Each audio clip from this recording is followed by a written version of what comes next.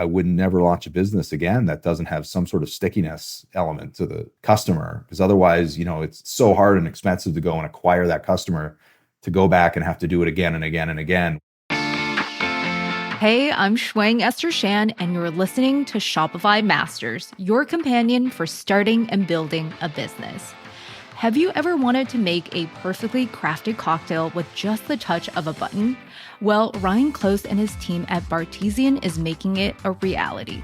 Their machines use single-serve recyclable capsules to make cocktails, kind of like how coffee machines work. But this easy-to-use concept wasn't so easy to market. Ryan had to create a whole new product category, educate customers, and negotiate with manufacturers for licensing deals. Ryan joins us now to share all the strategies that got him past these hurdles, brought Mila Kunis onto his board, and allowed Bartesian to be a multi-million-dollar business. Ryan, thank you so much for joining me. Hey, Shuang, thanks for having me on. We can see that Bartesian machines are super easy to understand and to use, but you're actually asking consumers to change the way that they're making cocktails. How did you approach creating this whole new product category? Yeah, I mean, like, most great ideas, it was, identifying what the problem was. And, I was a bartender through college and a lousy one. And so, when I tried to make a cocktail for my wife, and not a super complex one, an old fashioned, for instance, I could never get it right. The sugar wouldn't be, blended in properly. So, the last sip, you're getting, a big glass, a mouthful of sugar. And so, we understood that it's difficult for someone at home who's not a trained bartender to make, great tasting cocktails. There's unique liqueurs and bitters that are not available. You don't have them on hand. You're probably not going to have fresh pineapple juice and things like that at home. As long as, if you're like me, you're not. The idea was just make it easy for someone to enjoy that craft cocktail that they would have at a lounge or a restaurant and have that experience taken care of for them. And you're essentially fighting for counter space or convincing someone to adopt this new lifestyle of relying on a machine for this cocktail. So, what were some of the marketing strategies you used to attract potential customers in the beginning? Yeah, honestly, it was a lot of just conversations with folks who was going to as many shows, as many bartending events that I could go to, get their 6 foot table and 8 foot table and just talk to people, houseware shows. And this was when we just essentially had like an early stage prototype that didn't work 9 times out of 10. And so we would, lug it around the country, wherever we could go that was inexpensive, that would take us and, do just more discovery work and understand, what are those pain points for consumers? What are they willing to spend? Is it something that people will buy and it will catch on? And again, when early stages, we didn't know. Everyone we showed it to was like, this is the greatest idea ever. I love it. It's a no brainer. But again, for us, it was, hey, the cocktails have to taste incredible. Otherwise, it's just a novelty and it's a kitschy item. And, it's something that is going to be sold in some, airline magazine, right? And no offense to airline magazines, there's sometimes some good stuff in there. But, we wanted to definitely create something that was a premium experience, luxury item. And so, it took 5 years of development R&D to, we joked that we were the world's slowest startup. It's in all the textbooks is like, get your product, get it out to market as quickly as possible. It wasn't the case with us. We took our time and really honed the craft, pardon the pun, but the craft cocktail to make sure that it was just totally perfect before we launched the product. I really like the fact that you were on the ground talking to different people at events, understanding what the customers needed. And one of the big breakthroughs through all of the research and interactions was that you realized it was actually smart to license out the different machines to manufacturers. Talk to us about that process of actually negotiating with some heavyweight manufacturers. Yeah. So there's two things that we really learned in discovery. The first one was understanding that the consumer isn't looking for just, a plus one drink at home, a vodka soda or a rum and coke or a vodka OJ. They're looking for more complex cocktails curated at the touch of a button that are using real ingredients, nothing artificial, no artificial colors and flavors. So, we learned that, and then we learned that the customer wants that they want to be involved in that experience, right? So being able to customize the spirit that they put in. People were typically not brand agnostic. They have a specific vodka that they love or whiskey. And so they wanted the ability to do that. And then they also wanted the ability to customize their strength. So each time they put in a capsule to make the cocktail for them, they could have a mocktail, light, regular, strong, and be a part of that process, which was key. So that was, the first thing that we learned, so we could tailor the product accordingly. I think all the textbooks are right when they say, you can't just make something that you think is going to work. You have to understand what the consumer wants. And then to your question, we started getting incredible early stage success through Kickstarter. Early stages decided we wanted to manufacture was the initial plan.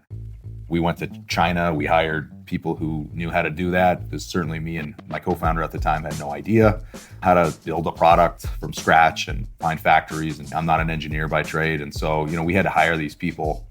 And then we were starting to get purchase orders, right? Pretty sizable ones, 5,000 units, when there was no way we could produce. So we had the factory, we paid for the tooling. It was a lot of money at the time, 300,000-400,000 for us. It was a massive hit for us cash wise. This is, again, we had no sales. We had a tiny little bit of seed money. And we realized very early, like, there's no chance we're going to get a bank loan to produce these 5,000 machines. If we were to raise money, you're diluting your business and your equity for working capital, which, is just never a good idea. So I came to the conclusion that, we need to find a partner that can do this, and not only that, it's, hardware. There's a ton of obviously elements to it. Making the sale is one thing, or building the product is one thing, but you're constantly tinkering and re-engineering the product to improve it. It's a work in progress always. It's not like you set it and you forget it, because especially with a new product and category, you're then dealing with aftermarket and sales, service. And so finding a partner for us was key. And so we were able to find that through Hamilton Beach Brands, which, had been doing it for over 100 years. And I imagine there's so much cold emails, networking, actually pitching to reach and yes from Hamilton Beach. So give us some advice for founders who are in that position in the process of finding a partner. What is the perfect structure for a cold email? Yeah, I mean, it's a lot of luck and a lot of straight up hard work, right? I mean, you've got to certainly, you don't want to spam people, right? I mean, that's never a good strategy, but I'm sure people smarter than me, write on LinkedIn and help people. You got to curate your message accordingly to who you're reaching out to. You can't just say, hey, I want to have a coffee with you. Especially now, it was maybe a little different. This is going back 8 years with me. It was a little bit more of the new frontier on LinkedIn, where you actually, people would read your email and respond. But, you got to still be curated. And, you have to find people that actually want to see you win. So I would always reach out to people that have a vested interest in either the space, the category, the entrepreneurial world, spirits. So, fortunately for us, our business is really fun. Like, it's cool. We're talking about having great drinks and making drinks and cocktail culture. So people want to be a part of that. So, finding people who are interested in that, and then finding people who, hey, I can create a win for you if you're willing to come and help me. Here's ways we can help each other out. And so that was key, is just, and obviously just be authentic. Like, if you're going into it just trying to figure out how you win and how you can get one up over someone else, or, it's never going to end well. So actually truly wanting to help the person you're talking to, and seeing what they're involved in, and having interests, common interests. And I think picking out who to reach out to within an organization is also very tough. What was your approach there? At first, I would go right to the top, right? Like, I would be going to CEOs and owners, and most of them, as you would expect, wouldn't respond. But then, some of them would actually, and I would, shockingly, and connect me with someone in their team that maybe is interested in having a conversation. Or I would go and reach out to other, director level, management level roles, and just let them know, hey, this is some ways we can help you out. I would love to get some help from you. Like, we're trying to launch this business. We've got some traction. Here's some of the wins we've got early on. And fortunately, we had some decent press even several years before we even launched. We were getting great press from CNN and things like that. So it made life a lot easier to be able to take those press tidbits and add them into the email. So I would highly recommend, if you're a pre-launch product and early before going to market, is work the PR angles as hard as you can. Make that a big chunk of what you do throughout the day, reaching out to all the big publications and agencies, and sending them information. visuals, assets, and just saying, hey, here's what something we're working on. If you want to write a story, and if you happen to have a kind of a cool product or story, then you'll get the press because people are always looking for content. I also liked what you mentioned earlier when you're talking to these big manufacturers to make sure that it is a win win scenario. So, how did you approach those discussions and showcasing the benefits to both brands to make sure that they see the value? It was tricky, early stage. It was through, we had a very large liquor company, one of the largest in the world, that we worked with. Again, it was one of those win-wins. They were in the same space as us. It's like, hey, we're working on something that's going to be in the cutting edge and really be able to create direct to consumer relationships, right? Which again, 7, 8 years ago, the writing was on the wall that that is going to be a core piece of growth for all the big guys. And so knowing what your angle is to these folks, so that that was the pitch to that specific large company, and fortunately they were interested enough. And large companies have innovation teams, innovation funds, and if they believe in it and they see an opportunity for them to win as well, they'll likely at least get you a meeting. And in our case, we had several meetings which led to an investment piece, which was critical for us to actually build the product, and a licensing deal. So that was very effective. So, working with these established manufacturers was a great unlock for you. And you actually realized that licensing would be a great concept. So, you worked with Stanley Black and Decker to create the BEV, which is an alternative version to the Bartesian. What are some areas that other founders should take a note of when they're in similar positions to going through a negotiation like that? Yeah, that's something I'm quite excited about talking about. So I'll try to make it as interesting as possible because I nerd out about it. But essentially, we were the only product in the category. Keurig and AB InBev had partnered to create a competitor for us that was called DrinkWorks, right? And they launched right around the same time we did, which I was okay with because again, high tide rises all boats. We didn't have the deep pockets to market and educate consumers. So it's like, this is a multi-billion-dollar partnership that is going to drive awareness in the category. Perfect. They weren't successful for, a number of reasons I won't get into here. So we were the only player left standing. And so, I recognize that let's work with other manufacturers and potentially create our own competitor, which sounds crazy on the outset, but allowing Stanley Black and Decker to license, have that technology to make their own cocktail machine that competes directly with the Bartesian. It gives the consumer a unique set of differences. So there's a significant differences on the product. One is the bottles of booze actually go, plug right under the machine, whereas ours, you load glass reservoirs, and, a number of other items that just differentiate the products. But they now, in turn, here's a multi-billion-dollar company with incredible brand integrity and awareness, putting dollars behind the space for us. So it was a huge win. And every machine that they're selling is creating a consumer for us, acquiring a customer for us, and it doesn't cost us anything. And on the contrary, we get paid for it. And you're essentially becoming the new Keurig in the space because you are having the chance to license out to different manufacturers, and they're all kind of helping you expand the category in general. Yeah, no, you're exactly right. I mean, I usually like to use Nespresso as the comparison, but and no offense to the Keurig, but we position ourselves a more luxury product and brand. And so you're exactly right. I mean, it's not like I came up with the model. It's been done before very successfully, and having manufacturers basically, compete in the space and, offer different features and benefits to the consumer, which is a huge win because engineering and manufacturing and innovation is extremely expensive. So tapping into these global juggernauts to help, essentially help us engineer and drive innovation of our products was a huge, feather in the cap. Negotiating with manufacturers is just one of the areas that helped Bartesian to grow. We'll get more into fundraising later on in the show. I just wanted to take a moment to thank you, our listeners, for tuning in to Shopify Masters.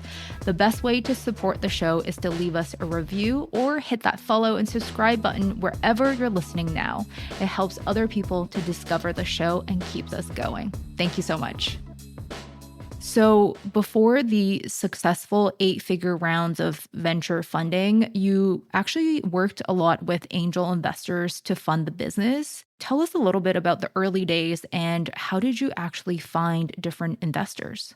Yeah, we did pretty much everything opposite of what the books tell you to do. We kind of did, I explain it as like almost like a pay as you go, like a fundraise as you go, right? We'd go find someone crazy enough to invest 25K, and this is pre even having any functioning prototypes on essentially a dream and a concept.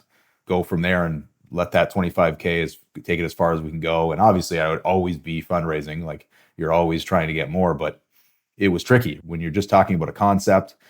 And this was back when it still probably is, but hardware was tricky to get funding from. And we were the manufacturers. We didn't have manufacturing partners. And on top of being a hardware company and the small two people in a garage in Canada, we're a CPG business. So we were launching consumer packaged goods business while launching a hardware company with limited funding and two people who my one partner at the time was an engineer, but we neither of us had any CPG experience. So it was a tricky fundraise to be blunt. So it was, how do we get people on board and how do we prove out that this isn't a risk, and we can show and prove and de-risk the opportunity. And so that was one, is going in out and getting LOIs. That was our my technique. I would go with a non-functioning prototype to the large retailers. I talked earlier about PR before we had a functioning product, but I would also go out, essentially sell as much to retailers as you are going to investors, because without the retail interest, the investors they're never going to trust that there's going to be any traction.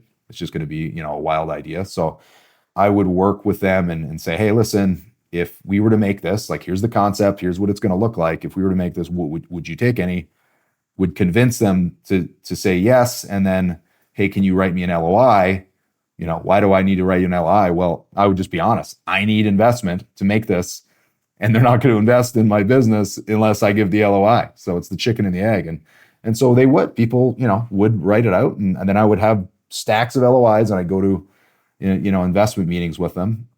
And, I went to San Francisco and had like 40 meetings lined up, and, came back empty handed, like I had zero investment. And so it was, I thought I had cracked the code with these LOIs, and I hadn't, but didn't deter me. I would continue to talk to other angel investors, as you had said. I'd go to conferences and events and just anything that I could sign up for to network, whether it was CES was another great one. I would go there year in and year out and make a lot of contacts there.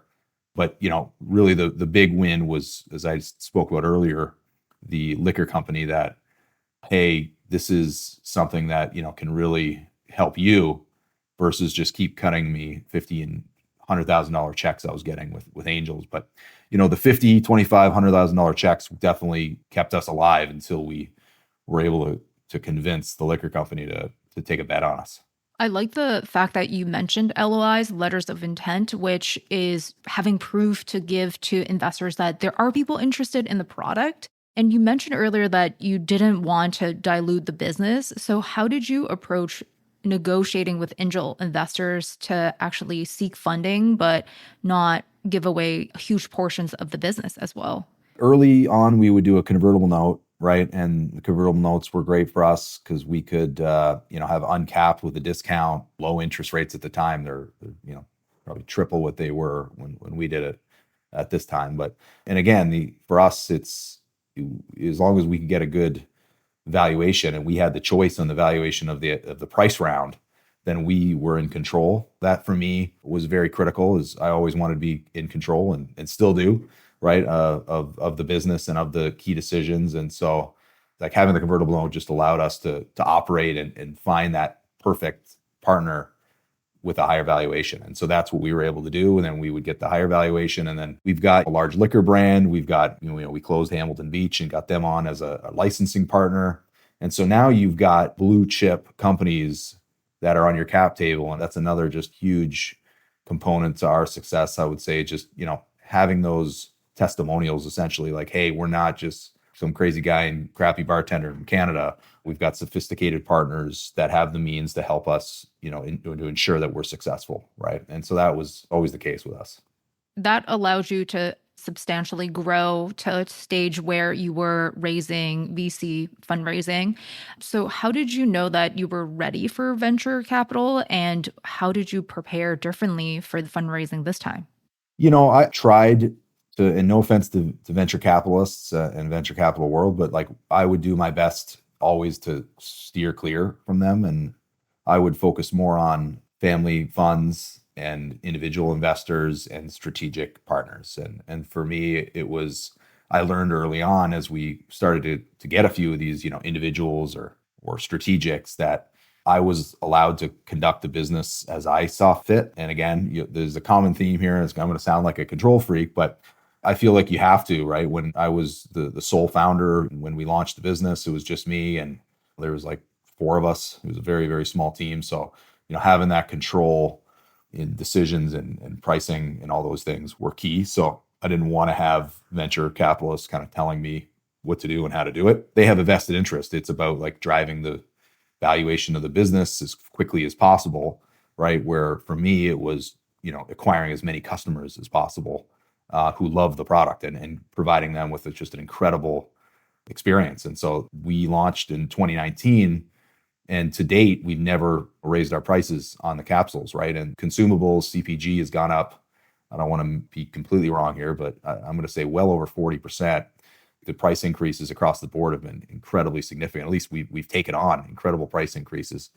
We haven't passed those on to the customers. Now that impacts margins, of course, and it trims, our profitability considerably. But for us, it's, hey, we want to make sure that the consumer is, we're not creating any barriers of entry for the consumer to join the Bartesian family.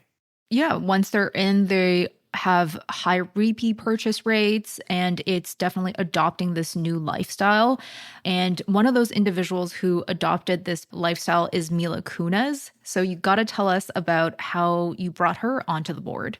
Yeah, no, that was again just, one of those fortunate situations where, we had a similar partner that she was working with. And I said to them, hey, why don't you send her the product? Like, what, has she had a Bartesian? And they're like, oh, maybe we'll see. And, nothing came of it. And about 6 months later, that partner came to me and said, well, in fact, she has this product. Like, she went out and bought it because she heard about it and she loves it. Her and Ashton actually fell in love with it, and they've been gifting it for their friends and family for the last few months. And I said, hey, well, I'd love to connect with them and talk if they're interested in getting involved in the business. And so we set up meetings, and yeah, we were able to come to an agreement, and Mila joined our board. It's amazing to have them part of the team, and they're incredible people. And we're trying to figure out ways to get Mila on some commercials for us. But again, I talked about our margins and profitability. I don't know if I have the money yet to get her on there. I like what you say about finding the right partners. So, before all of the growth and fundraising, one thing that helped Bartesian was being a part of an incubator. What advice do you have for founders who are hoping to do the same? We were part of University of Waterloo's Velocity, which was an incredible and still is an incredible incubator. They didn't take any equity, you don't pay, just incredible breadth of resources that you could tap into. Honestly, we didn't tap into very many other than free space, which is huge, and just the ability to be able to be. That's a big one, is how do you continue to keep our burn rate completely down, almost to flat line, especially when you're pre-launch and pre-revenue. It's like we can't afford anything that's not essential. And so not having to worry about literally keeping the lights on and having a space and printers and internet, and I mean just all that stuff that you kind of take for granted, that does add up the costs. And so that's the one piece, obviously the cost, but just having that space that you've got a group of like-minded, young, energetic, positive folks, right? And I think entrepreneurs are likely, eternal optimists, right? And I know I am. I'm always just, how can I find the positives of things?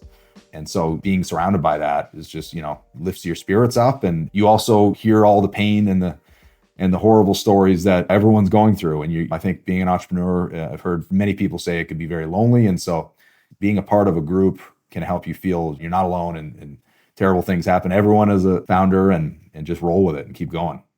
And also don't get too excited when the wins happen because, they won't last long probably either.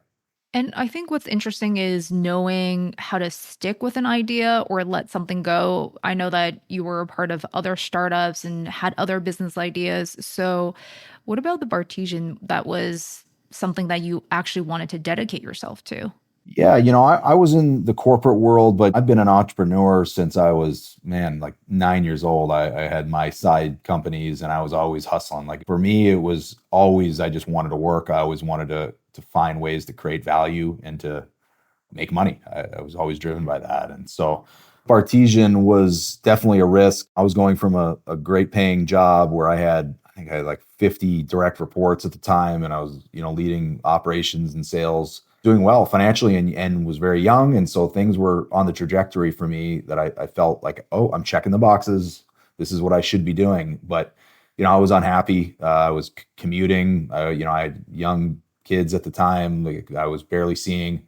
And so it's like, wow, they weren't kidding. Like, okay, great, you get these big paychecks, but what are you doing it for? Right. It's like you just spend more, you make more. So it felt like I was just digging a hole and filling it back up again and with no, clear destination. Right. And so with Bartesian, and, I had dabbled with side gigs, but never committed. And so my wife had finished her PhD. She's a clinical psychologist.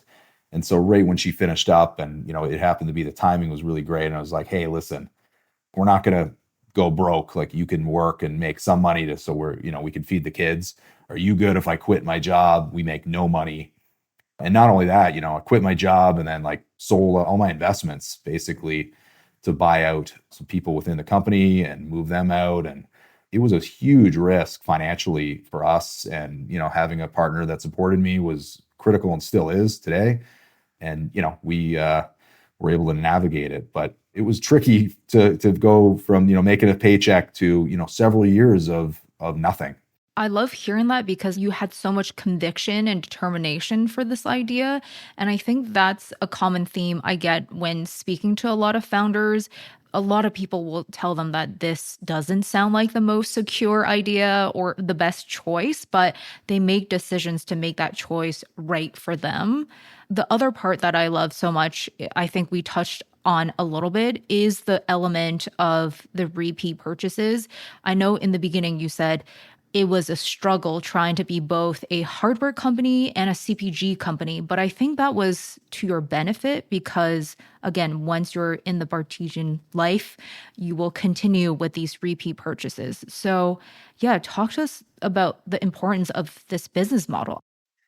Yeah, you're bang on. Once we started kind of hammering out the business model and looking at punching in, modeling it out, right? And just saying, okay, if we acquire this many customers and they have this many cocktails, the numbers start to get pretty wild, right? It's that same technique with compound interest. It just starts to extrapolate and you have a significant business. And that's what we modeled out and that's what came to fruition. And obviously it's not set it and forget it situation. You have to keep innovating and keep providing value to that consumer and or else it's going to have the bread maker effect. And it's like, okay, great. I made this decision to, plow down all this money for this cool product at the time. And now I regret it. And it's not that great. I don't use it.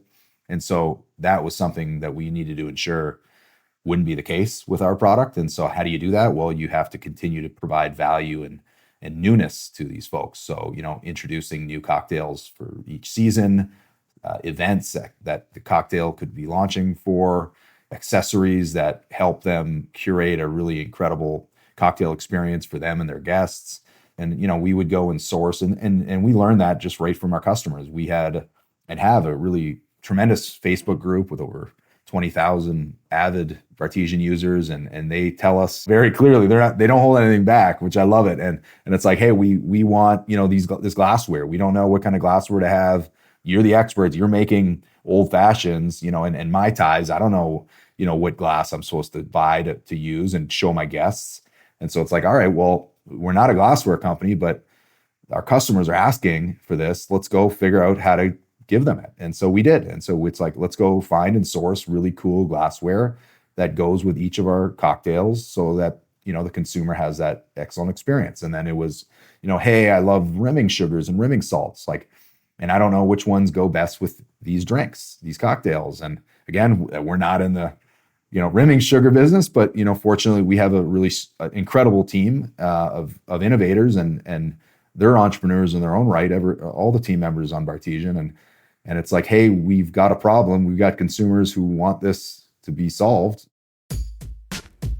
Who's willing to figure it out? And there's no shortage of hands go up, and boom, we've got a great lineup and business that does hundreds of thousands of dollars in rimming sugars and salts. So, I think, again, not to compare us to an Apple or something like that, but, like, saw some stat about their AirPods, business is bigger than, a lot of other very, very large companies. Like, it's overtaken just that business itself. So, and that's from a demand from consumers for what they want to use with their product, with their core product, right? And so it's a similar model, and continuing to do that allows the consumers to double down on monthly recurring orders. And I think I talked to you earlier, I would never launch a business again that doesn't have some sort of stickiness element to the customer, because otherwise it's so hard and expensive to go and acquire that customer, to go back and have to do it again and again and again without really any hook other than just, hey, you once bought from us and this is something totally different, buy from us again.